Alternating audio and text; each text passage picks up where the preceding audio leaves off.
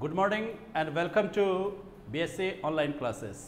मैं संदीप कुमार आप सबों का स्वागत करता हूं। एडजेक्टिव्स के जो कंटिन्यूड सीरीज हम लोगों ने देखे कंसेप्ट बिल्डिंग के लिए, और उसके समअप के पश्चात आज चलिए मैं आपको लिए चलता हूं इससे रिलेटेड जो क्वेश्चंस हैं, जो आपने कंसेप्ट सबसे पहले जो हासिल किया उस कंसेप्ट को दिमाग में रखते हुए कैसे हम क्वेश्चंस को टैकल करेंगे। चलिए सबसे पहले इस तरह के क्वेश्चंस का सामना करवाता हूं और ये इन्फॉर्मेशन आपके लिए हेल्पफुल साबित होगा सेंटेंस इंप्रूवमेंट के क्वेश्चंस में। चलो तो देखते हैं। सबसे पहले पहला क्वेश्चन है आपके पास। पहला क्वेश्चन ये है कि there were no less than 50 persons in the dining hall.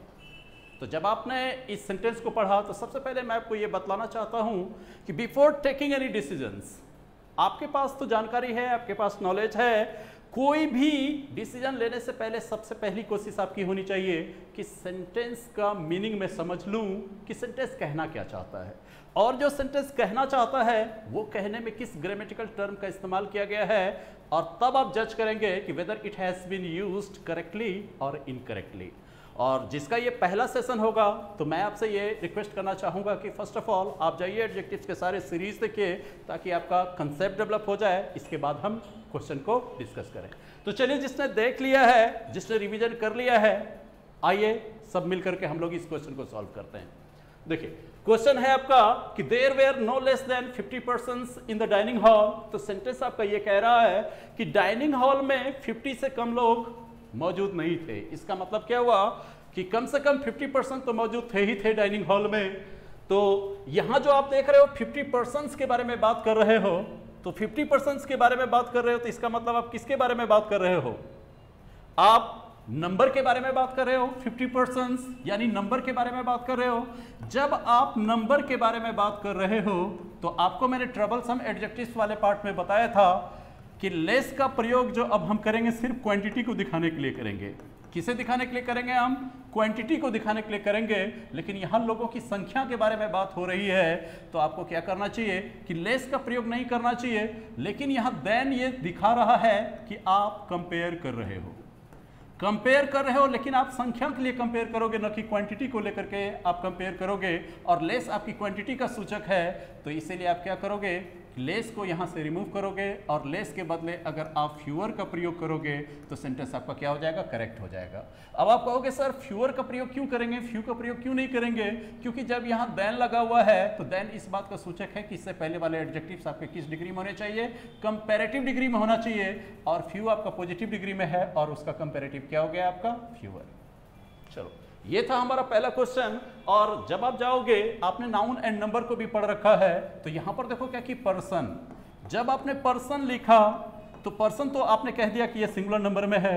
लोग क्या करते हैं, इसको प्लूरल जो बनाते हैं पर्सन्स भी लिख देते हैं, पर्सन्स भी लिख देते हैं। लेकिन अच्छा ये होगा कि जब आपको पर्सन को प्लूरल बनाना पड़े तो आप पर्सन्स यूज मत करें, बल्कि इसके बदले में अगर आपको यूज करना पड़े तो आप इसके लिए पीपल यूज कर लो, ज्यादा बेहतर होगी आपकी राइटिंग। चलो पहले क्वेश्चन के समापन के बाद चलिए अब हम लोग क्या करते हैं, दूसरे क्वेश्चंस की तरफ हम बढ़ते हैं। चलिए दूसरा क्वेश्चन अब आपके सामने है और इस क्वेश्चन को पढ़ें आप। इस क्वेश्चन को जब आप पढ़ रहे हैं तो क्वेश्चन आपको क्या दिख रहा है? आपको few remarks that he made were offensive to my brother. जो ही रिमार्क्स उन्होंने मेकिंग की वो मेरे भाई के लिए क्या था? आपत्तिजनक था। तो इसका मतलब क्या हुआ? जो ही रिमार्क्स उन्होंने दिए, रिमार्क्स आपका क्या है? काउंटेबल। और at the same time remarks क्या किस नंबर में है? आपका प्लूरल नंबर में है। और इस रिमार्क्स को आप क्या करने जा रहे हो? एम्फसाइज करने जा रहे हो। तो जरा याद करो कि मैंने इससे पहले वाले सेशन में आपको बताया था कि एक तरफ आपका है फ्यू, अ फ्यू और द फ्यू, इनके कंसेप्ट मैं आपसे डिस्कस कर चुका हूं। और दूसरी तरफ जो कि सिमिलर आपका क्या आता था? आपका little, a little, a little, और फिर तीसरा आपका क्या था? The little. दोनों में अगर बेसिक डिफरेंस देखा जाए तो बेसिक डिफरेंस क्या है कि फ्यू आपके नंबर की तरफ इशारा करता है और लिटिल आपकी क्वांटिटी की तरफ इशारा करता है, क्वांटिटी की तरफ इशारा करता है। अगर फ्यू और लिटिल अकेला यूज हुआ है सेंटेंस में, इसका मतलब कंटेक्स्ट क्या होना चाहिए? निगेटिव होना चाहिए। कंटेक्स्ट निगेटिव होना चाहिए। अगर आप पॉजिटिव यानी सम के अर्थ में अगर आप यूज करना चाहते हो पॉजिटिव कंटेक्स्ट में तो ऑफ यू होना चाहिए, तो इधर क्वांटिटी के लिए आपके पास क्या होना चाहिए, अ लिटिल होना चाहिए। लेकिन पॉजिटिव नंबर को जब आप एम्फसाइज करोगे तो आप इधर क्या यूज करना होगा, आपको द फ्यू का यूज करना होगा। और पॉजिटिव क्वांटिटी को जब आप एम्फसाइज करोगे तो इसके लिए आपको क्या करना होगा, द लिटिल का प्रयोग करना होगा। अब आ जाओ क्वेश्चन पे। क्वेश्चन आपको क्या कहता है, few remarks that he made were offensive to my brother. जो ही रिमार्क्स उन्होंने दिए वो मेरे भाई के लिए क्या था, आपत्तिजनक था। तो जो ही रिमार्क्स उन्होंने दिए इसका मतलब क्या हुआ, इस फ्यू रिमार्क्स को आप एम्फसाइज करना चाहते हो।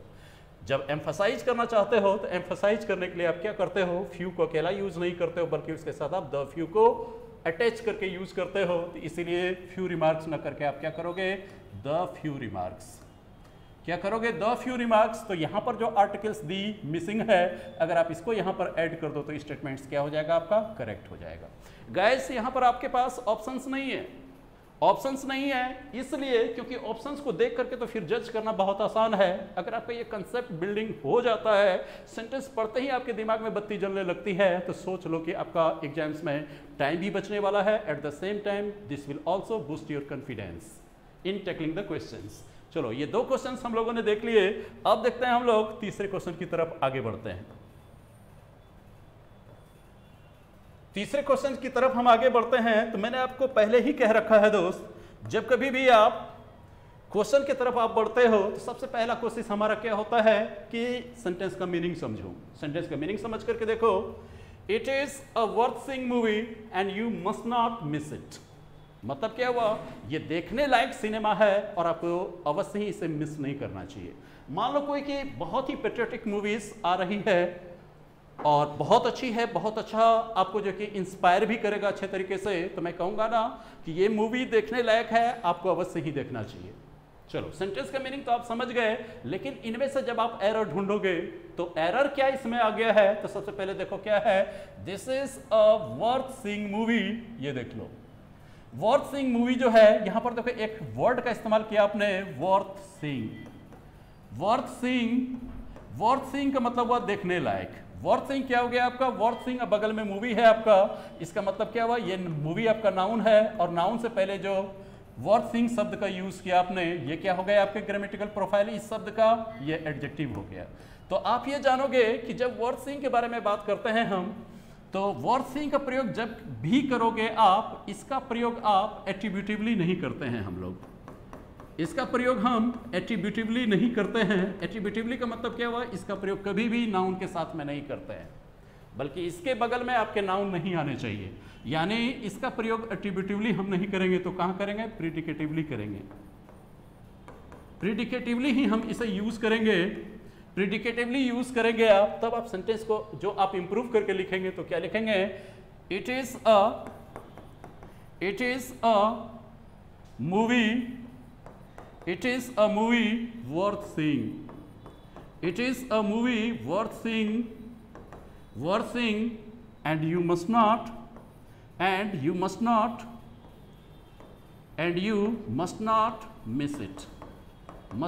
Miss it. ये देखने लायक सिनेमा है, आपको अवश्य ही इसे मिस नहीं करना चाहिए। तो आप क्या करोगे, this is a movie worth seeing, तो इस वर्थ सीइंग को यहां से आप क्या करो, इसको मूवी के बाद में प्लेस कर दो और इस तरह से आपका स्टेटमेंट्स क्या हो जाएगा, फिर करेक्ट हो जाएगा। चलो अब चलते हैं हम लोग फिर चौथे क्वेश्चन पे। अगर हम लोग चौथे क्वेश्चन पे आते हैं तो चौथे क्वेश्चन पे देखो फिर आपको क्या नजर में रखनी है। सबसे पहला काम हमारा क्या होगा, सेंटेंस के मीनिंग को समझना। तो सेंटेंस के मीनिंग को समझो, ऑफ ऑल द स्टूडेंट्स, इसका मतलब क्या हुआ, सभी छात्रों में से। Rita was less worried when the date for the annual examination was announced. क्या कहा गया, of all the students Rita was less worried when the date for the annual examination was announced. जितने भी छात्र थे उन छात्रों में से सबसे कम चिंतित कौन दिखी, रीटा दिखी। ठीक है, जब वार्षिक परीक्षा की तिथि घोषित की गई। तो यहां पर देख लो आप, ऑफ ऑल द स्टूडेंट्स, जब आप स्टेटमेंट्स को पढ़ते हो दोस्त तो थोड़ा केयरफुली हैंडल करना, और आंख को जो कि आप क्या करना कि आंख को जो कि थोड़ा सा तेज बना के रखना। यहां पर देखो, यहां पर मैंने क्या लिखा, ऑफ ऑल द स्टूडेंट्स। तो इसमें आप जान रहे हो कि जब हम 2 से ज्यादा के बारे में बात करते हैं तभी हम किसका प्रयोग करते हैं, ऑल का मतलब क्या हुआ, मोर देन 2। ऑल का मतलब क्या हुआ, मोर देन 2। फॉर एग्जाम्पल अगर मैं कहता हूं मेरी 2 बहन है, आई हैव 2 सिस्टर्स, और दोनों बहन मेरी खूबसूरत है, तो मैं स्टेटमेंट्स क्या यूज करता हूं, I have 2 sisters and both are beautiful. तो मतलब क्या हुआ, 2 के लिए मैंने तो बोथ का प्रयोग किया। अगर मैं कहता आई हैव 5 सिस्टर्स और सारी बहन मेरी खूबसूरत है, तो मैं क्या यूज करूंगा, I have 5 sisters and all are beautiful.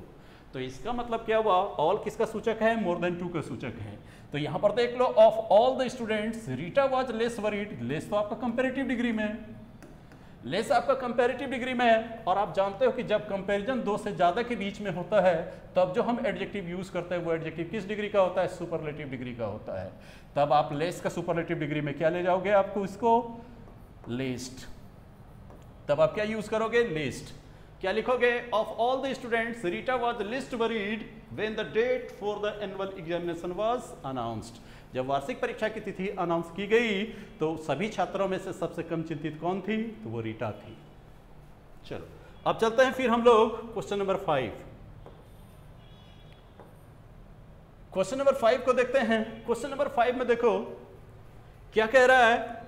सबसे पहले मैंने क्या कह रखा आपको, first of all you have to comprehend the meaning of the sentence. सबसे पहले हम सेंटेंस के मीनिंग को कंप्रीहेंड करेंगे। तो देखो क्या कहा जा रहा है कि even the most perfect person in the world is said to have earned when there was time to act. मतलब क्या हुआ, यहां तक कि आज इस दुनिया में जिसे आप सबसे सक्सेसफुल इंसान मानते हो, जब उसका एक्शन का टाइम था तो उससे भी गलती हुई थी। ऐसा कहा जाता है कि जो आज आपके सबसे सक्सेसफुल इंसान हैं उन्होंने भी अपने प्रारंभिक दिनों में, प्रारंभिक एफर्ट्स में गलतियां उनसे भी हुई थी। तो अब चलो मीनिंग तो हम लोगों ने देख लिया, अब आते हैं सेंटेंस पे जो है कि सरसरी निगाहों से हम देखते हैं। Even the most perfect. अब यहां पर देखो इवन द मोस्ट परफेक्ट। याद करो जब मैं एडजेक्टिव्स के कंसेप्ट आपसे डिस्कस कर रहा था तो मैंने चर्चा की थी आपसे, एब्सोल्यूट एडजेक्टिव के बारे में मैंने आपसे चर्चा की थी।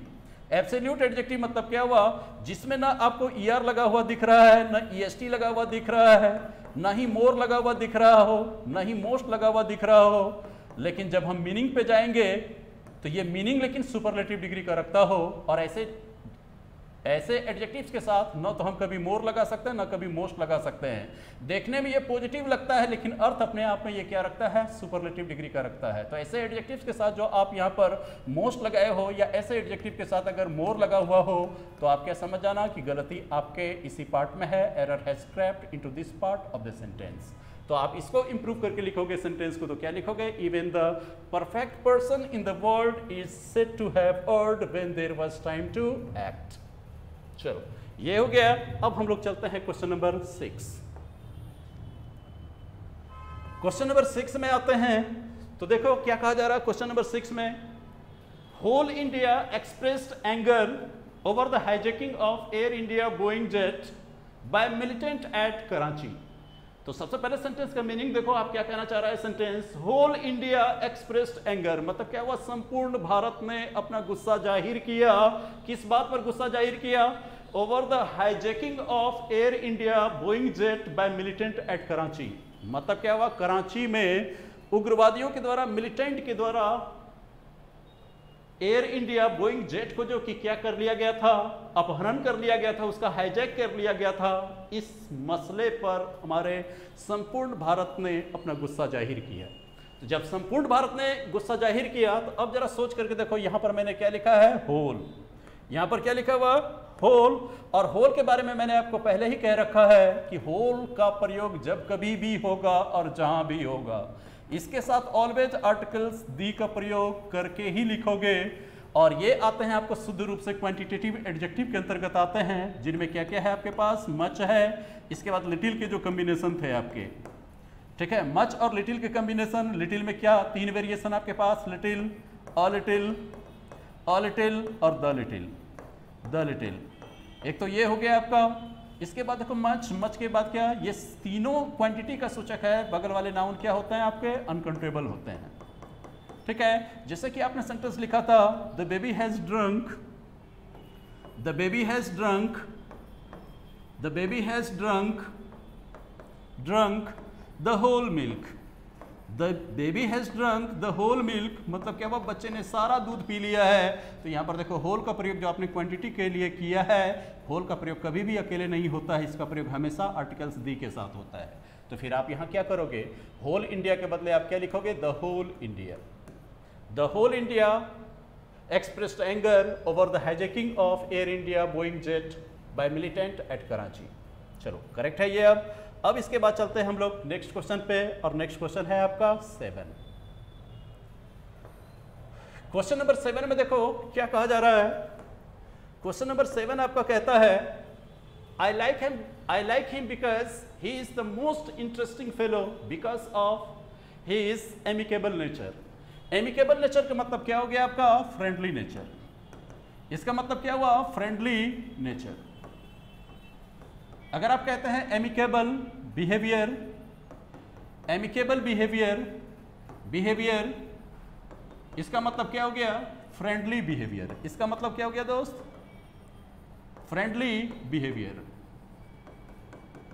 Friendly behaviour. तो यहां पर देखो सेंटेंस क्या कहना चाह रहा है कि आई लाइक हिम बिकॉज, मैं उसे पसंद करता हूं क्योंकि, ठीक है, I like him because he is the most interesting fellow because of his amicable nature, क्योंकि अपने दोस्ताने व्यवहार की वजह से वो जो है कि सबसे ज्यादा इंटरेस्टिंग इंसान है या बहुत ज्यादा इंटरेस्टिंग इंसान है, सवाल इस बात का उठ रहा है।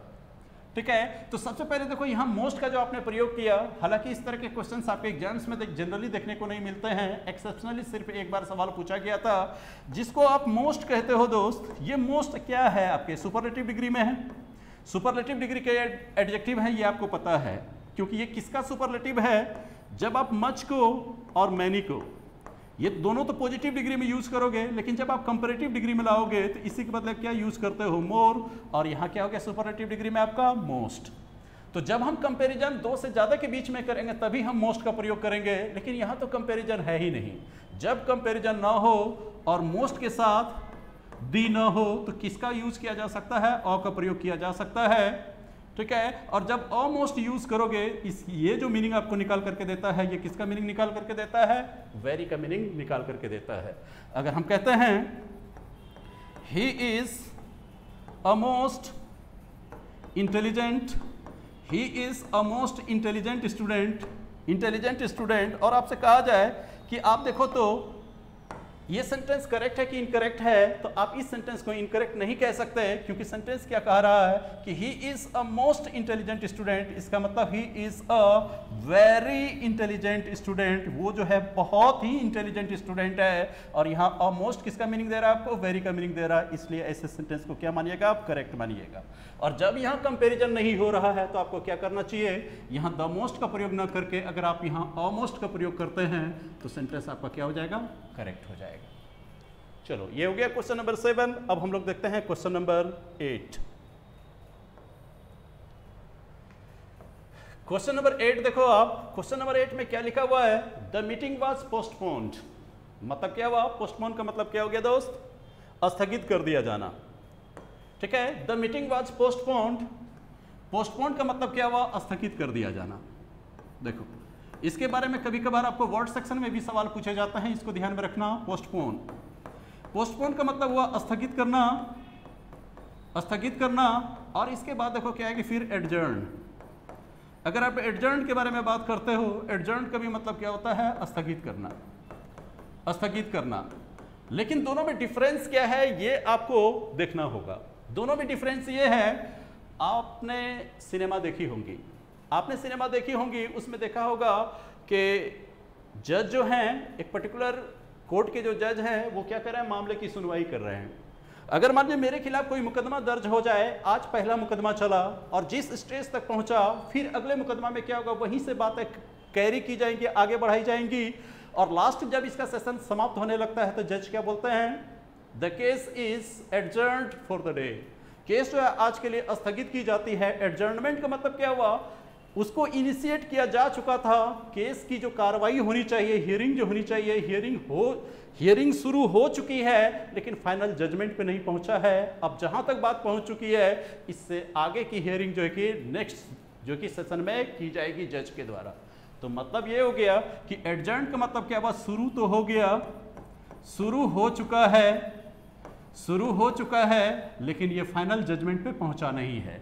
लेकिन अगर आप पोस्टपोन कहते हो, पोस्टपोन का मतलब क्या हुआ, शुरू हुआ ही नहीं, शुरू नहीं हुआ लेकिन अगले डेट के लिए टाल दिया गया, यानी स्थगित कर दिया। जैसे देख लो, अभी जैसे देखो रेलवे की एग्जाम्स आपके सितंबर में होना नियोजित था, लेकिन कुछ कारणों की वजह से इसको क्या किया गया, फिर दिसंबर में जो है कि आपको क्या किया कि ये कह दिया गया कि दिसंबर में रेलवे डिपार्टमेंट जो है कि आपकी एग्जाम्स कंडक्ट करवाएगी। तो परीक्षा तो शुरू हुई ही नहीं थी, लेकिन क्या हुआ, निर्धारित तिथि आने से पहले ही इसको अगले डेट के लिए क्या किया गया, पोस्टपोन कर दिया गया। तो ये शुरू ही नहीं हुआ लेकिन अगला डेट दे दिया गया, तो इसी को क्या कहते हैं, पोस्टपोन। और जो शुरू हुआ लेकिन फाइनल स्टेज पे नहीं पहुंचा, वो क्या है आपका, एडजर्न। चलो, ये तो इन दोनों के बीच का डिफरेंस हुआ। आते हैं क्वेश्चन पे। क्वेश्चन पे क्या कह रहे हो, the meeting was postpone, meeting को पोस्टपोन कर दिया गया, ठीक है, because only the few persons were present there, क्योंकि वहां पर सिर्फ कुछ ही लोग प्रेजेंट थे। इसका मतलब क्या हुआ, पोस्टपोन को जब यूज हुआ, इसका मतलब या आप मुझे बताइए मीटिंग हुई है या नहीं हुई है। तो आप कह दोगे सर मीटिंग नहीं हुई है, क्योंकि यहाँ पोस्टपोन शब्द का इस्तेमाल किया गया, मीटिंग हुई ही नहीं। कारण क्या था मीटिंग नहीं होने का, क्योंकि लोग आए ही नहीं थे, नहीं के बराबर लोग आए थे, इसी वजह से जो कि मीटिंग को क्या कर दिया गया, पोस्टपोन कर दिया गया अगले डेट के लिए। तो इसका मतलब क्या हुआ, सेंटेंस का पूरा मीनिंग जो है किस तरफ कन्वे करना चाहता है, निगेटिव मीनिंग की तरफ ले जाना चाहता है। क्योंकि जब मीटिंग पोस्टपोन हुआ तो रीजन क्या था, लोग आए ही नहीं थे, सेंटेंस का मीनिंग नेगेटिव है। और यहाँ पर आपने क्या किया है, द फ्यू का प्रयोग किया है, और आप कहते हैं ना कि द फ्यू तो सर ये पॉजिटिव कंटेक्स्ट में यूज होता है। तो इसमें क्या करोगे, because only few people were present there, यहाँ से आर्टिकल्स दी को हटा लो, फिर सेंटेंस मीनिंग के अकॉर्डिंग क्या हो जाएगा, ये करेक्ट हो जाएगा। तो इसलिए दोस्त, जब कभी भी आप अटेम्प्ट करने जाते हो ना, कि सेंटेंस का मीनिंग अगर आपको समझ में आ जाता है, तो आपके नॉलेज पार्ट से आपको डिसीजन लेना क्या हो जाता है, काफ़ी आसान हो जाता है। चलिए देखते हैं अब नेक्स्ट क्वेश्चन। क्वेश्चन नंबर देखो 9। क्वेश्चन नंबर 9 हम देखते हैं। सबसे पहले तो आप क्या करो कि इसको समझो कि क्या लिखा हुआ है। इन द ओपिनियन ऑफ एवरीवन, अगर हर किसी का अगर ओपिनियन देखा जाए, हर किसी के विचार को अगर लिया जाए, उस ओपिनियन के दृष्टिकोण से अगर देखा जाए, in the opinion of everyone she is wiser than beautiful, मतलब क्या, वो लड़की जो है वो क्या है।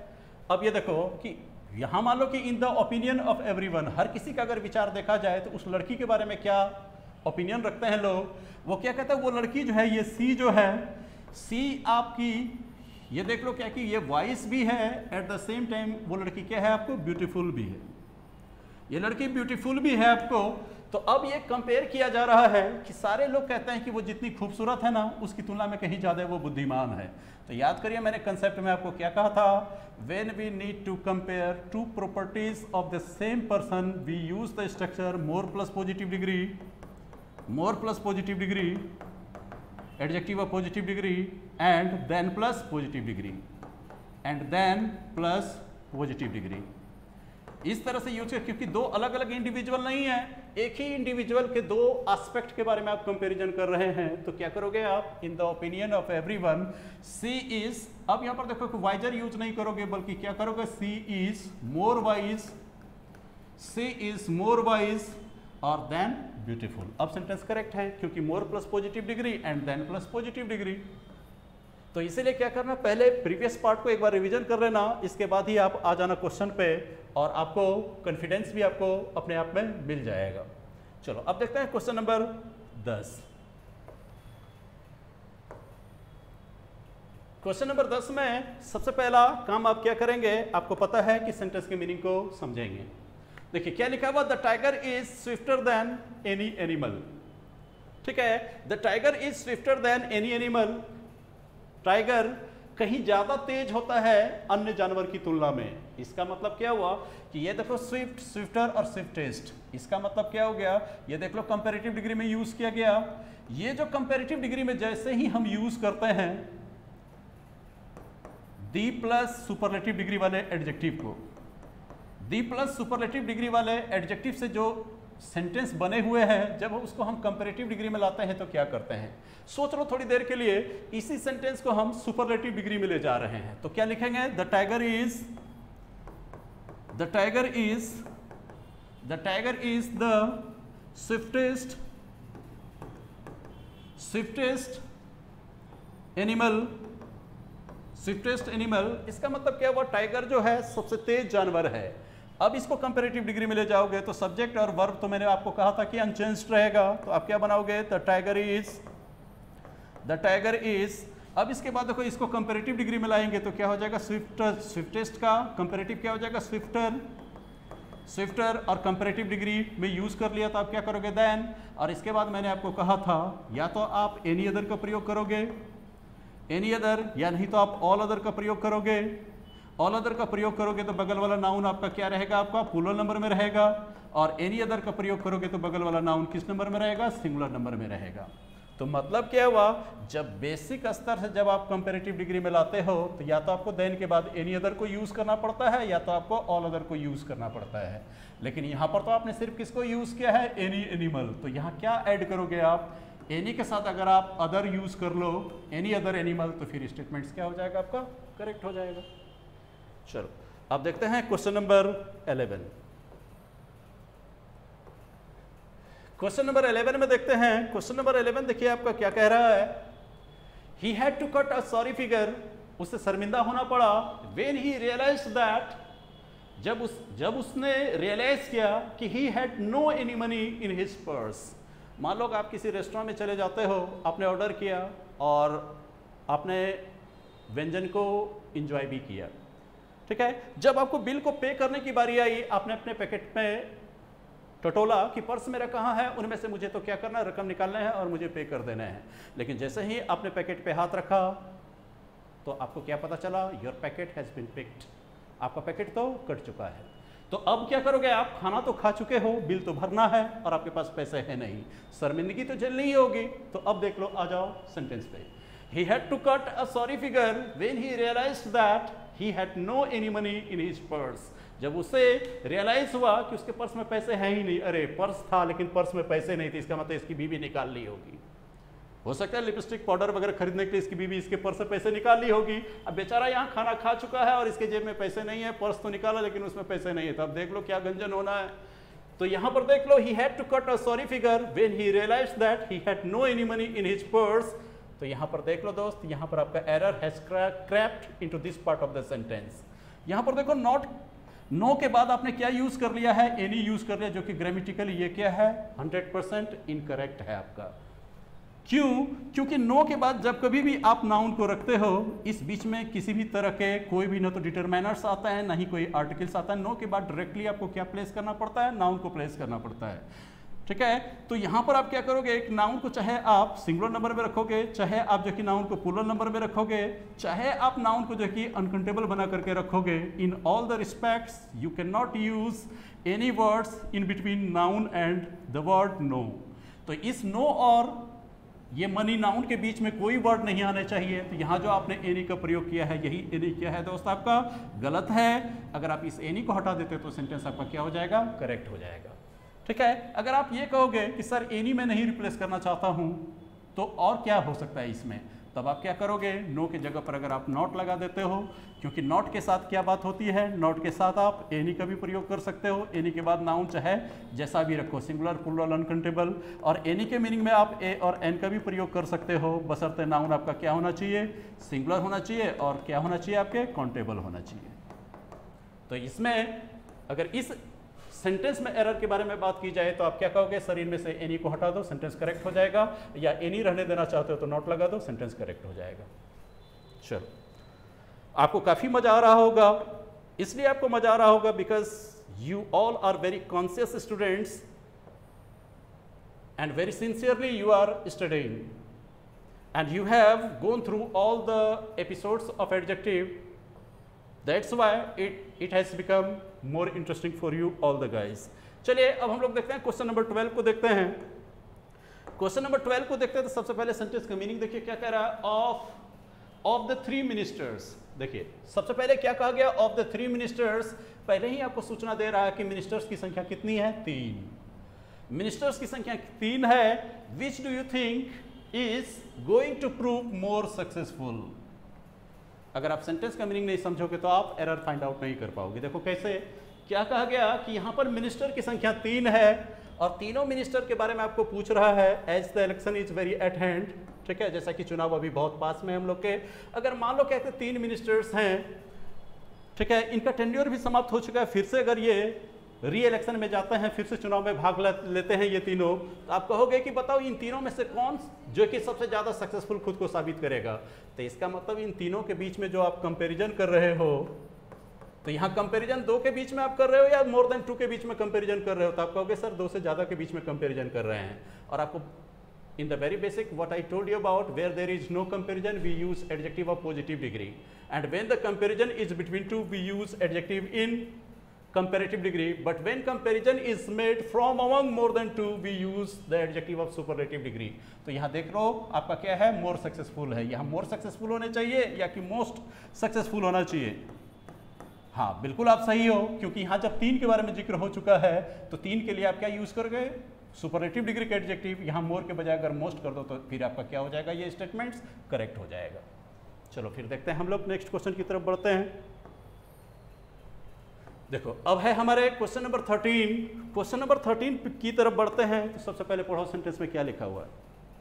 सेंटेंस में लिखा हुआ I requested him to lend me few books that might help me in my studies.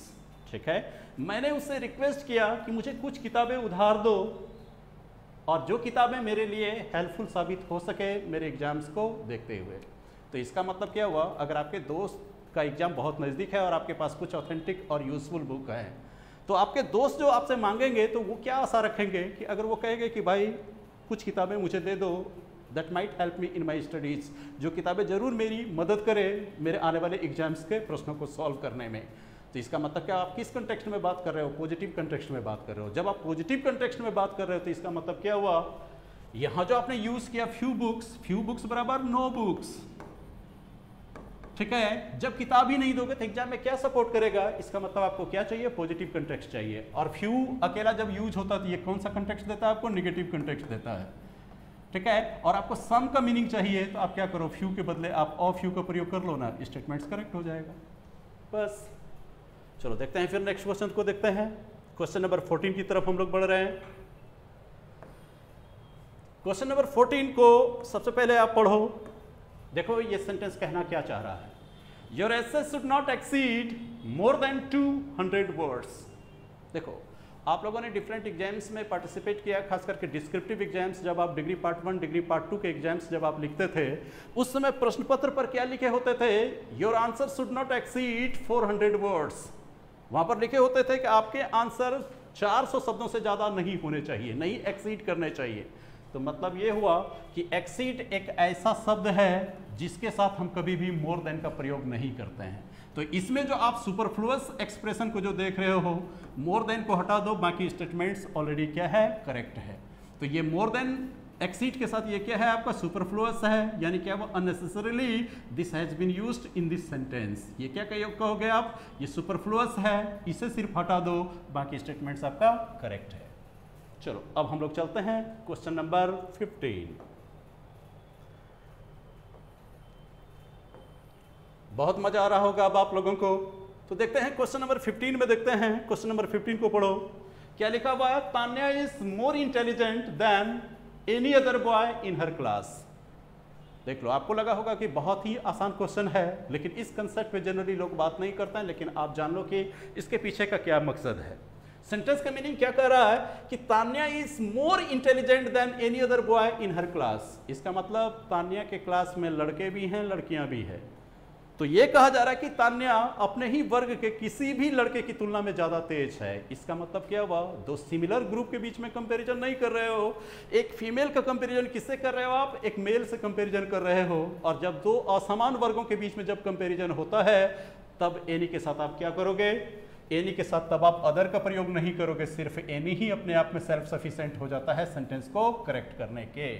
तो इसीलिए क्या लिखोगे, Tanya is more intelligent then any boy in her class. अपने ही क्लास के किसी भी लड़के की तुलना में तान्या कहीं ज्यादा तेज है। चलो देखते हैं क्वेश्चन नंबर 16। क्वेश्चन नंबर 16 में अब हम लोग देखते हैं। क्वेश्चन नंबर 16 में देखो आपको याद आ गया होगा इसमें हमें करना क्या है। देखो सेंटेंस का meaning, the two last pictures of a very competent director have not proved a success.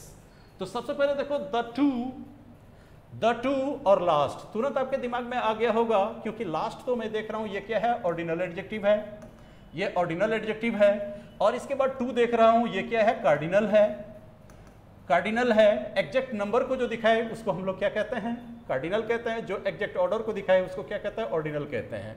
तो हमने इसका जो आपको शॉर्ट फॉर्म बताया था याद रखने का, मैंने क्या कहा था, OCM। अगर ordinal, cardinal and multiplicative, if all these three adjectives come into the sentence together, first of all we have to place ordinals, thereafter cardinal, and in the last you have to use multiplicative। तो multiplicative तो इसमें है ही नहीं, बचा क्या, OC। OC के बारे में मैंने आपको कहा था ऑफिसर्स चॉइस से याद रख लो ना। तो जब ऐसे याद रखोगे O stands for your ordinal, तो ऑर्डिनल क्या है आपका, पहले लास्ट यूज करोगे तब जाकर के आप क्या करोगे, टू कार्डिनल को यूज करोगे ना। तो इस सेंटेंस को कैसे लिखोगे, The last two pictures of a very competent director have not proved a success।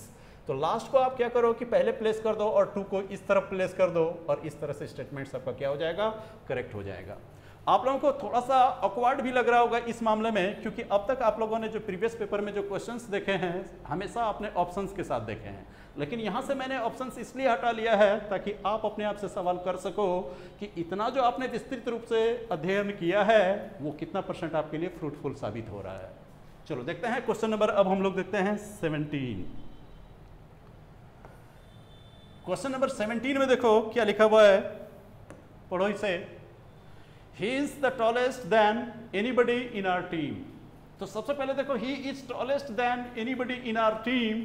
तो सबसे पहले देख लो दोस्त, आपका नजर तेज होना चाहिए कि जब देन का प्रयोग कर लिया गया है सेंटेंस में, इसका मतलब क्या हुआ, एडजेक्टिव जो इससे पहले होना चाहिए वो किस डिग्री का होना चाहिए, कंपैरेटिव डिग्री का होना चाहिए। ठीक है, तो जब कंपैरेटिव डिग्री का होना चाहिए तो यहाँ पर देख लो टॉलेस्ट, टॉलेस्ट जो देख रहे हो आप, टॉलेस्ट क्या है, सुपरलेटिव डिग्री में है, और बगल में देन होने की वजह से इसे आपको क्या लाना होगा, आपको कंपैरेटिव डिग्री में। तो सीधी सी बात है, टॉलर कर दो ना, हो तो गया काम। तो ही इज टॉलर देन, तो इसका मतलब कंपैरेटिव में लाओगे तो ये दी भी हटा लेना आप। तो क्या करोगे, he is taller than anybody in our team, वो हमारे टीम में किसी की भी तुलना में कहीं ज्यादा लंबा है। तो यहाँ पर क्या करोगे, he is taller than anybody in our team. चलो देखते हैं नेक्स्ट क्वेश्चन, क्वेश्चन नंबर 18। देखो देखते हैं अब हम लोग क्वेश्चन नंबर 18। क्वेश्चन नंबर 18 में देखो क्या कह रहा है, nobody likes him because he is a worst teacher. कोई भी उसे पसंद नहीं करता है क्योंकि वो सबसे ज्यादा खराब शिक्षक है। एक चीज बताओ, कोई भी उसे पसंद नहीं करता है, किसी एक इंडिविजुअल को अगर कोई पसंद नहीं करता है तो आपको क्या करोगे कि एडवर्ब्स की सिर्फ आप डिग्री बढ़ा दो ना। डिग्री बढ़ा दो, इसका मतलब क्या हुआ, जब आप यहाँ वर्स्ट करते हो तो ये वर्स्ट बना कैसे है, पहले ये देखो आप। अगर आप बैड कहते हो, ठीक है, बैड का कंपैरेटिव डिग्री क्या होता है आपका, वर्स्ट, और इसका सुपरलेटिव डिग्री क्या होता है आपका, वर्स्ट। तो सबसे पहले देखो क्या कि कोई भी उससे पसंद नहीं करता है क्योंकि वो बहुत खराब टीचर है। तो यहां पर आपको क्या चाहिए था, यहां पर अगर आप लिख दो he is a very bad teacher, अगर आप लिखते he is a very bad teacher लिखते तो ये ज्यादा बेहतर होता, इसलिए क्योंकि उसका कंपैरिजन किसी अन्य टीचर से नहीं किया जा रहा है, बल्कि ये कहा जा रहा है कि वो बहुत गंदा शिक्षक है, इसलिए उसे कोई पसंद नहीं करता है। तो यहाँ आप क्या करोगे, अ वर्स्ट टीचर ना लिख करके मैं क्या कहूँगा, अ वेरी बैड टीचर अगर मैं लिखता हूँ तो स्टेटमेंट मेरा ज़्यादा बेहतर है। चलो 18 हो गया हमारे, अब देखते हैं क्वेश्चन नंबर 19। क्वेश्चन नंबर 19 में सबसे पहले पढ़ करके समझो आप क्या लिखा हुआ है। I was surprise to see her speak with somewhat anger. ये देखो, ये चीज जो देखोगे, ये चीज कैसे इस पर ग्रिप बनेगा कि आप कितने अच्छे रीडर हो। अगर आप अच्छे रीडर हो तो जो इसमें सुपरफ्लुअस एक्सप्रेशन का प्रयोग किया गया है, पढ़ते ही आपका नजर कह दिया होगा कि एरर कहां पर जो कि क्रैप्ट हो चुका है।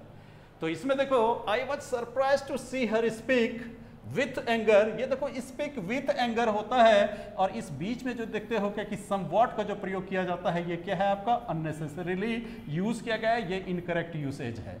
और ये क्वेश्चन जो है कि प्रीवियस पेपर में पूछा जा चुका है दोस्त, प्रीवियस पेपर में पूछा जा चुका है और हूबहू सेम टू सेम क्या देखोगे आप, स्पीक विथ, यहाँ समवॉट जो है अननेसेसरीली इसी शब्द को बार बार देता है, इसीलिए जब कभी भी ऐसे सेंटेंस पढ़ोगे तो यहाँ से क्या करोगे आप, समवॉट को हटा दो, सेंटेंस अल्टीमेटली आपका क्या है, करेक्ट है, speak with anger. Speak with anger का ही मतलब हो जाता है गुस्से से बोलना। अगर मैं कहता हूँ यू स्पोक विथ मी, ठीक है, you spoke to me with anger, मतलब कि आपने मेरे से गुस्से से बात किया, तो यहां देख लो क्या है कि speak with anger, speak with somewhat anger हम नहीं बोलेंगे। देखते हैं अब क्वेश्चन नंबर 20। क्वेश्चन नंबर 20 में देखो आप क्या लिखा हुआ है, my brother is Elder than me the he looks younger, मतलब कि मेरा ये रखो क्या कि my brother is Elder than me although he looks younger, मेरा भाई जो है उम्र में मेरे से बड़ा है, लेकिन जब उसकी शारीरिक रूपरेखा आप देखोगे तो वो क्या है, वस्तुतः वो मेरे से छोटा दिखता है, ही लुक्स यंगर। तो यहाँ पर देख लो, मैंने आपको अभी इससे पिछले वाले ही सीरीज में मैंने आपको बताया कि एल्डर जो है ये क्या है, पारिवारिक सदस्यों के बीच में ही कंपैरिजन करने के लिए यूज किया जाता है। इसका प्रयोग आप पॉजिटिव डिग्री में भी इसी का प्रयोग करते हो, और जब कंपैरिजन करते हो आप तो कंपैरेटिव डिग्री में भी इसको यूज करते हो, और जब कंपैरेटिव डिग्री में जब आप इसे यूज करते हो तो इसके साथ हम देन का प्रयोग नहीं करते हैं, बल्कि इसके साथ प्रीपोजिशन टू का इस्तेमाल करते हैं। ठीक है, तो यहाँ पर देखो देन का जो प्रयोग आपने किया है, इस देन को यहाँ से रिमूव कर दो, इसके बदले आप प्रीपोजिशन टू लगा दो और स्टेटमेंट्स करेक्ट है। देखते हैं क्वेश्चन नंबर 21। देखो क्वेश्चन नंबर 21 के बारे में अगर हम बात करें आपसे तो क्या लिखा हुआ है, could you please give me any money to buy the newspaper. तो सबसे पहले देखो क्या कि ध्यान में इस चीज को रखना, close ended structures, close ended structures, close ended structures. इस क्लोज एंडेड स्ट्रक्चर्स में एक चीज का ध्यान रखना, whenever you are going to make request, जब आप किसी से रिक्वेस्ट करते हो तो हम सम का प्रयोग करते हैं, और जब आप डाउट जाहिर करते हो, जब आप डाउट जाहिर करते हो तब आप किसका प्रयोग करते हो, एनी का प्रयोग करते हो। इसको आप प्रैक्टिकल लाइफ से जोड़ करके देखो, अगर मान लो कि अंधेरे में जा रहे हो आप, पीछे से अगर जो कि कोई आवाज दे, पीछे से कोई आवाज दे, ठीक है, तो आप क्या करते हो, कोई है क्या, इज देयर एनीवन या इज देयर एनी, इस तरह का जो यूज करते हो जब आपको डाउट होता है तो आप किसका प्रयोग करते हो, एनी का प्रयोग करते हो। और जब आप किसी से रिक्वेस्ट मेकिंग करते हो, ठीक है, तब उसके लिए किसका प्रयोग करते हो, सम का प्रयोग करते हो। तो सेंटेंस को पढ़ के देखो ये कहता क्या है, could you please give me any money to buy the newspaper. ये क्या कह रहा है, क्या आप मुझे कुछ पैसे देंगे जिससे कि मैं क्या कर सकूं, न्यूज़पेपर खरीद सकूं। तो जब ये रिक्वेस्ट मेकिंग कर रहा है तो आप क्या करोगे, यहाँ एनी को हटा करके इस जगह पर किसको रिप्लेस करोगे, could you please give me some money to buy the newspaper. तो आप क्या करोगे, यहाँ एनी को हटा दो, इसके बदले आप सम को लगा लो और फिर स्टेटमेंट आपका क्या हो जाएगा, करेक्ट हो जाएगा। अब देखते हैं हम लोग क्वेश्चन नंबर 22। क्वेश्चन नंबर 22 जैसे ही आपने पढ़ना शुरू किया वैसे ही आपके जहन में बात आ गई होगी, आपने एरर सुन लिया होगा उसको। देखते हैं पहले सेंटेंस को पढ़िए, privatisation offers the most ideal situation for consumers because private sector is very conscious of quality. मतलब क्या कहा जा रहा है कि प्राइवेटाइजेशन मतलब क्या, वह निजीकरण जिसको आप कहते हो, ठीक है, offers the most ideal situation. तो यहाँ देख लो आपका नजर जा चुका है कि सर यहाँ पर जो आप आइडियल के बारे में बात कर रहे हो, आइडियल सिचुएशन के बारे में बात कर रहे हो, परफेक्ट के बारे में बात कर रहे हो, या कि कंप्लीट के बारे में बात कर रहे हो, कंप्लीट के बारे में बात करेंगे, या कि हम फुल के बारे में बात कर रहे हैं, या कि डम के बारे में बात कर रहे हैं, या कि डेड के बारे में बात कर रहे हैं, rectangular, triangular, weekly, lunar, solar. ये सारे जो एडजेक्टिव्स हैं ये किस नाम से जाने जाते हैं दोस्त, एब्सोल्यूट एडजेक्टिव्स के नाम से जाने जाते हैं, जो आपको मैं कंसेप्ट वाइज बता चुका हूं। ये ऐसे एडजेक्टिव्स हैं जो दिखते पॉजिटिव हैं लेकिन मीनिंग में ये क्या, किसका मीनिंग रखते हैं, ये सुपरलेटिव डिग्री का मीनिंग रखते हैं। और ऐसे एडजेक्टिव्स अपने साथ न कभी मोर का प्रयोग करते हैं और न ही कभी मोस्ट का प्रयोग करते हैं। ठीक है, आप सेंटेंस पे आ जाओ तो, privatisation offers the most ideal situation, जो आइडियल सिचुएशन है इसको जबरदस्ती आपको सुपरलेटिव का टच देने की जरूरत नहीं है, क्योंकि ये खुद ही ये सुपरलेटिव डिग्री का मीनिंग रखता है। इसीलिए आप यहां से मोस्ट को हटा दो और स्टेटमेंट आपका क्या है, तो करेक्ट है। आप देख रहे हो कि कितना कितनी ही आसानी से जो है कि आप सारे क्वेश्चंस को सॉल्व कर पा रहे हो। ऐसा इसलिए सॉल्व कर पा रहे हो क्योंकि सारी इन्फॉर्मेशन जो भी मैंने आपसे शेयर किया वो आपके जहन में अभी भी कैद है और उसी के बेस पे आप आसानी से ऐसे क्वेश्चन को सॉल्व कर पा रहे हो। देखते हैं क्वेश्चन नंबर 23। क्वेश्चन नंबर 23 में देखो क्या कह रहे हो कि little care on your part would have made you more successful than your friend. मतलब क्या हुआ, little care on your part, अगर आप अपने तरफ से थोड़ी सी कोशिश किए होते तो ये आपकी कोशिश आपको would have made you more successful, अगर आपने ये थोड़ी सी कोशिश की होती अपने तरफ से तो ये कोशिश आपको कहीं ज्यादा सफल बना चुकी होती आपके दोस्त की तुलना में। मतलब क्या हुआ, आपके दोस्त ने कोशिश की और वो जो कि सफल हो गया और फिर आपके बारे में कहा जा रहा है कि अगर आप भी अपने तरफ से थोड़ी कोशिश किए होते ना, जितना सफल आपका दोस्त हुआ आप उससे भी ज़्यादा सफल खुद को साबित कर सकते थे। तो इसका मतलब क्या हुआ, इस स्टेटमेंट्स को जब आप पढ़ते हैं तो पढ़ करके आप किस कंक्लूजन पर पहुंचते हैं दोस्त?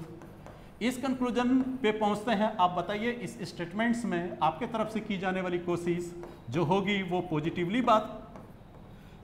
बात की जा रही है या कि निगेटिवली बात की जा रही है।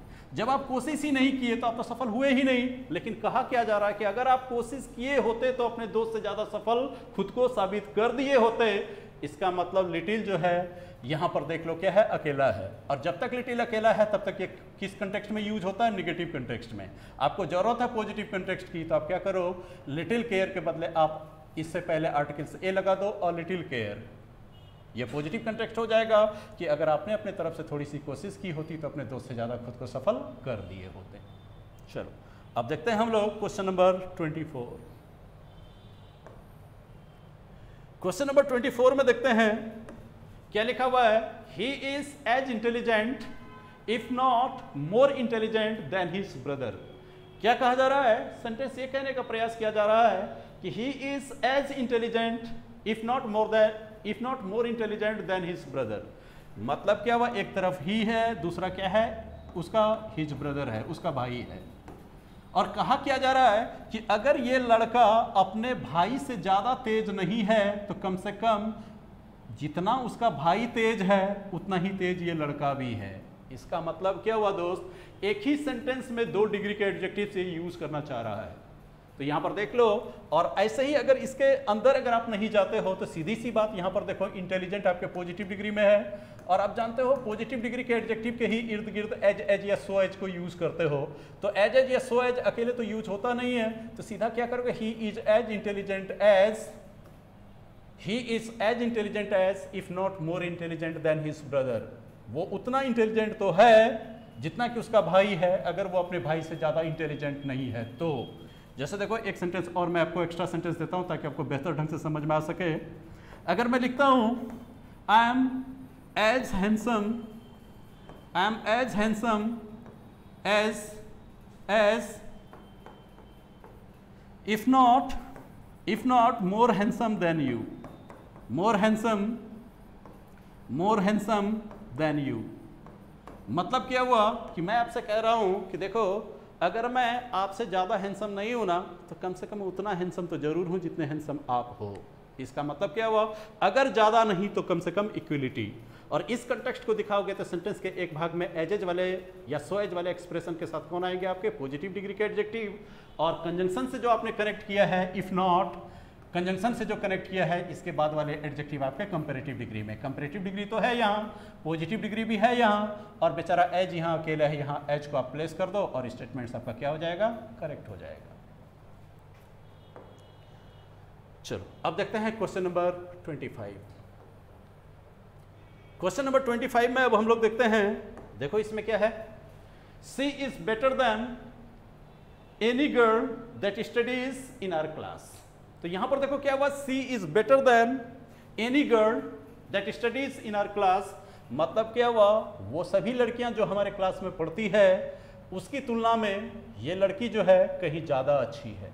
तो मतलब सब्जेक्ट है आपके पास, वर्ब है, एडजेक्टिव देखो कंपैरेटिव डिग्री में है, देन लगा। लेकिन देन के बाद आप क्या करते थे, पहले आपने सब्जेक्ट को रखा, इसके बाद वर्ब को रखा।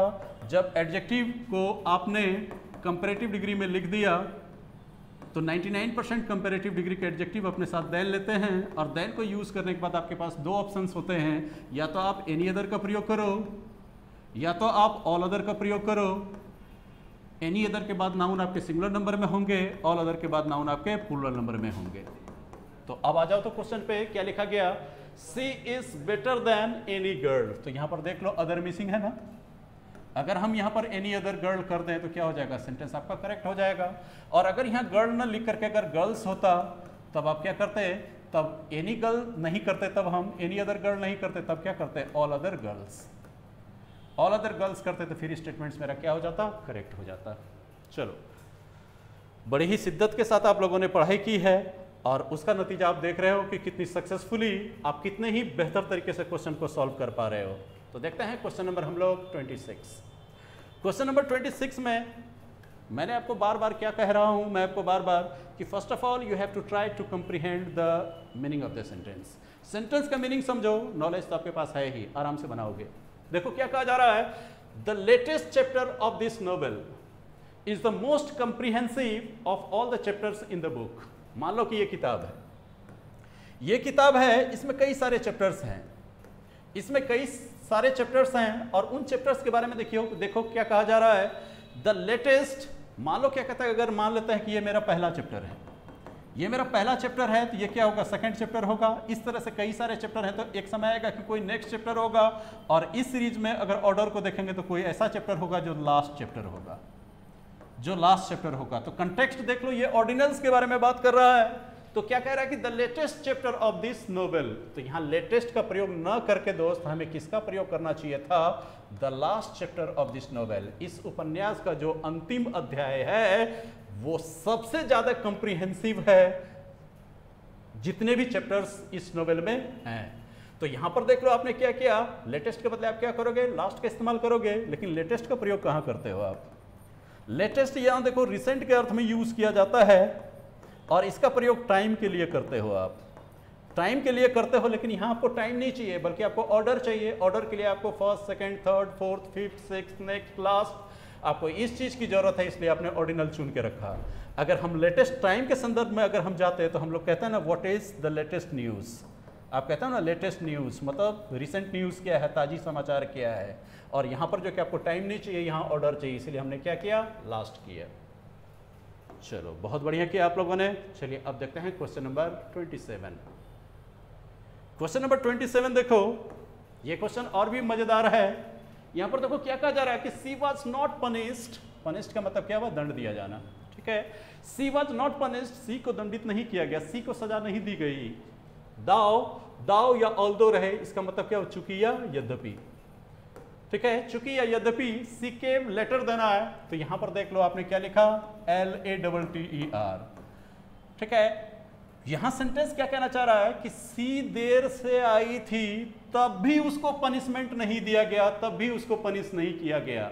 तो मतलब यहां जो लेटर को वो यूज करना चाह रहा था लिखने वाले ने, उसको तो टाइम के संदर्भ में वो लिखना चाह रहा था ना, कि वो आने में उससे देर हो चुकी थी फिर भी उस लड़की को सजा नहीं दी गई। इसका मतलब यहां पर आपको टाइम चाहिए था, लेकिन ये लेटर तो आप जानते हो, फॉर्मर और लेटर। इससे पहले वाले आप जो कि निकाल लेना वो सीरीज और उसमें देख लेना फॉर्मर और लेटर में जो मैंने आपको बताए थे।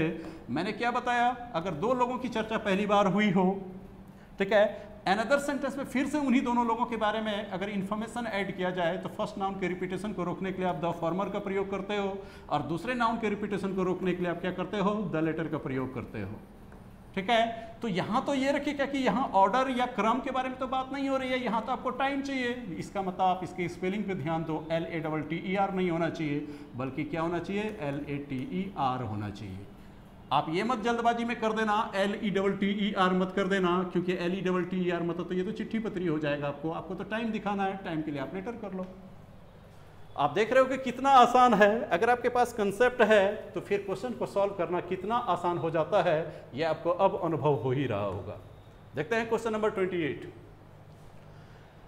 क्वेश्चन नंबर 28 में देखो क्या कहा जा रहा है कि she is the best and beautiful girl of our village. मतलब क्या हुआ, देखो किसी लड़की के बारे में चर्चा हो रही है, किसी लड़की के बारे में चर्चा हो रही है और कहाँ की, ऑफ आवर विलेज, ठीक है, हमारे गांव की किसी एक लड़की के बारे में बात हो रही है, गांव में तो और भी लड़कियां होंगी, ठीक है, और भी लड़कियां होंगी, उन लड़कियों में से किसी एक लड़की में दो दो क्वालिटीज को ये सुपरलेटिव डिग्री में दिखा रहा है। अगर मैं कहता हूं I am the tallest man of my village, इसका मतलब क्या, मेरे गांव में और भी लोग हैं, लेकिन जब मेरे जो कि लंबाई को लेकर के गांव के अन्य लोगों से तुलना करके देखी गई तो सबसे ज़्यादा लंबाई किसकी है, मेरी है। ठीक है, सिमिलरली अगर मान लो लंबाई में भी मैं ही ज़्यादा लंबा हूं और अगर देखा जाए कि मोटाई में भी मैं ही सबसे ज़्यादा मोटा हूं, तो इसका मतलब क्या हुआ, दोनों ही गुण मेरे किस डिग्री में होने चाहिए, सुपरलेटिव डिग्री में होना चाहिए। तो सेंटेंस कैसा होना चाहिए, I am the fattest and tallest man of my village, मतलब क्या, both the adjective should be in the superlative degree. आ जाओ कंटेक्स्ट पे, कंटेक्स्ट में देखो क्या कहा जा रहा है कि सी इज द बेस्ट। चलो ठीक है, अच्छी बात है, सुपरलेटिव डिग्री में एडजेक्टिव यूज कर लिया आपने और कंजंक्शन एंड से कनेक्ट कर रहे हो दो एडजेक्टिव्स को। तो मैंने कहा था if you are going to connect two adjectives together with the conjunction and you have to keep both the adjectives in the same degree। जब ये सुपरलेटिव में रख चुके हो तो ये ब्यूटीफुल का सुपरलेटिव भी तो रखना चाहिए, और ब्यूटीफुल का सुपरलेटिव ब्यूटीफुलेस्ट तो करते नहीं हो, इसका सुपरलेटिव क्या करते हो, मोस्ट ब्यूटीफुल। मोस्ट ब्यूटीफुल, तो ब्यूटीफुल से पहले आप मोस्ट लगा दो और ये स्टेटमेंट्स आपका क्या हो गया, करेक्ट हो गया। देखो कितना आसान है। चलते हैं क्वेश्चन नंबर 29। क्वेश्चन नंबर 29 में देखो फिर ये कितना आसान है, my book is superior than yours although it has cost me much less. मतलब क्या हुआ, मार्केट आप भी गए मैं भी गया, आपने भी किताब खरीदी मैंने भी किताब खरीदी, आपने 10 रुपए में किताब खरीदी मैंने 5 रुपए में किताब खरीदी। अब देखिए दोनों के बारे में जो है कि क्या किया जा रहा है, कंपैरिजन किया जा रहा है। कंपैरिजन क्या किया जा रहा है कि मेरी किताब जो है, मान लो कि मोहन कहता है कि मेरी किताब जो है सुपीरियर है तुम्हारी किताब से, ठीक है, या मान लीजिए कि मोहन जो कि रोहन को कह रहा है कि रोहन तुमने तो 10 रुपए में किताब खरीदी, मैंने 5 रुपए में ही किताब खरीदी, लेकिन मेरे किताब का जो कंटेंट है कहीं ज़्यादा यूजफुल, कहीं ज़्यादा ऑथेंटिक है, मज़ेदार है, सुपीरियर है तुम्हारे द्वारा खरीदे गए किताब की तुलना में, जिसके लिए मुझे कीमत भी तुमसे कम चुकानी पड़ी। तो यहाँ पर देख लो कि क्या कहा जा रहा है कि my book is superior than. आपको मैंने कहा था ना दोस्त, कुछ ऐसे एडजेक्टिव्स हैं जिसको हम लोग क्या कहते हैं, लैटिन भाषा से जिसकी व्युत्पत्ति हुई है, और ये अपने साथ क्या करते हैं, देन का प्रयोग नहीं करते हैं, बल्कि इसके अपने साथ प्रीपोजिशन टू का इस्तेमाल करते हैं। इसी श्रेणी में हम लोग देखे थे ना, सीनियर भी आपने देखा था, सीनियर देखा था आपने, जूनियर देखा था, प्रीफरेबल देखा था, इन्फीरियर देखा था, सुपीरियर देखा था। इनके साथ क्या करोगे आप, कंपेयर भी करोगे तो आप क्या करोगे, इसके साथ देन का प्रयोग न करके प्रीपोजिशन टू का इस्तेमाल करोगे, तो देन हटा के टू लगा दो, बात खत्म हो गई। चलो अब देखते हैं क्वेश्चन नंबर 30। क्वेश्चन नंबर 30 ये और भी मजेदार है, जब आप पढ़ोगे तो तुरंत कह दोगे कि सर ये तो मेरे से बनेगा ही बनेगा, 100% करेक्ट होगा, इनकरेक्ट हो ही नहीं सकता। देखो क्यों, सेंटेंस क्या कह रहा है कि of all other my neighbours he is the kindest and most considerate to others. जब वन को में पढ़ोगे ना, तुरंत आपका दिमाग कहेगा चलो ना सर को बोल देते हैं कि सर नो एरर होगा, नो एरर होगा, ये सोच करके, क्योंकि यहां पर देख रहे हैं कंसिडरेट मतलब समझदार होता है, इससे पहले मोस्ट लगा करके सुपरलेटिव डिग्री बना ही दिया है। इसके बाद देखते हैं क्या कि काइंड, काइंडर, काइंडेस्ट, मतलब सुपरलेटिव डिग्री यहां भी बना हुआ है ही। इसका मतलब क्या हुआ, और यहां कंजंक्शन एंड से कनेक्टेड है। जब दो एडजेक्टिव्स किसी कंजंक्शन से कनेक्टेड हो तो दोनों एडजेक्टिव्स की डिग्री एक जैसे होते हैं। सुपरलेटिव डिग्री में ये भी है, सुपरलेटिव डिग्री में मेरा ये भी है। आपने तुरंत आनंद फानंद में कह दिया कि सर जो कि नो एरर है, लेकिन आप चूक गए जेंटलमैन, आपसे गलती हो गई। Error has crept into this part of the sentence. देखो कैसे, क्या कहा गया, एरर जहां था वहां आपकी नजर गई ही नहीं। कहां नहीं गई नजर, यहां पर देखो, of all other my neighbours he is the kindest and most considerate to others. मेरे जितने भी पड़ोसी हैं उन पड़ोसियों में से अगर उसके बारे में बात की जाए तो उन पड़ोसियों में से सबसे ज़्यादा दयावान भी वही है और सबसे ज़्यादा समझदार भी वही है। सेंटेंस के मीनिंग के हिसाब से आपको लगा करेक्ट है, लेकिन थोड़ा सा ग्रामेटिकल इन्फॉर्मेशन चूक क्या गए कि सुपरलेटिव डिग्री के एडजेक्टिव में, जिस सेंटेंस में सुपरलेटिव डिग्री के एडजेक्टिव यूज किए गए हों उनमें अदर का प्रयोग हम नहीं करते हैं, अदर का प्रयोग आप नहीं कर सकते। तो सेंटेंस क्या होना चाहिए, of all my neighbours he is the kindest and most considerate to others. अब आपका स्टेटमेंट्स क्या हो गया, करेक्ट। इसलिए दोस्त कहता है ना कि हेस्ट मेक्स वेस्ट, जल्दबाजी इतनी भी ना हो कि आपसे गलती हो जाए। चलते हैं नेक्स्ट क्वेश्चन देखते हैं, क्वेश्चन नंबर 31।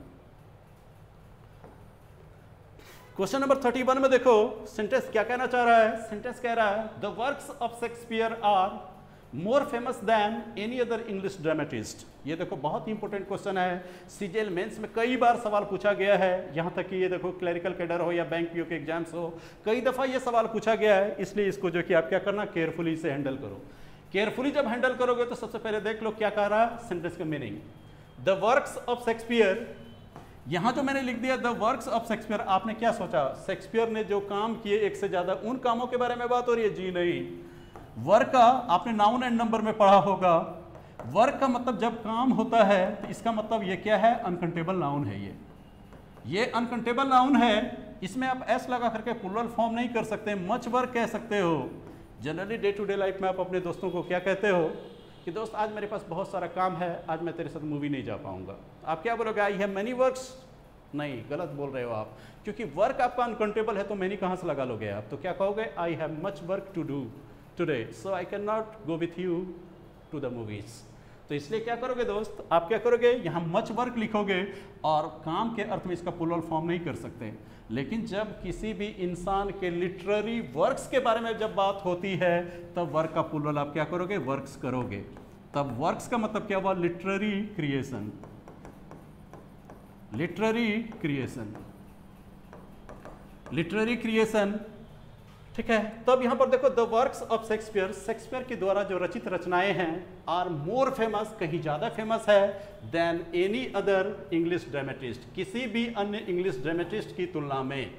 तो ये जो करोगे आप क्या करोगे कि सबसे पहले देखो ये आएगा आपको फॉल्टी कंपैरिजन के अंतर्गत।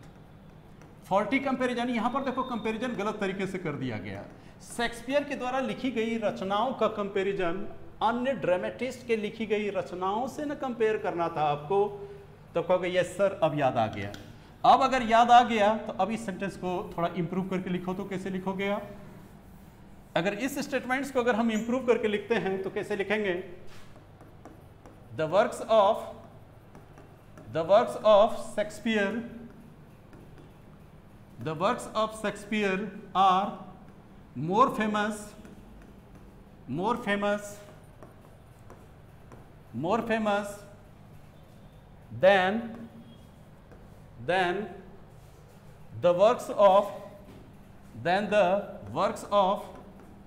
than the works of any other English dramatist।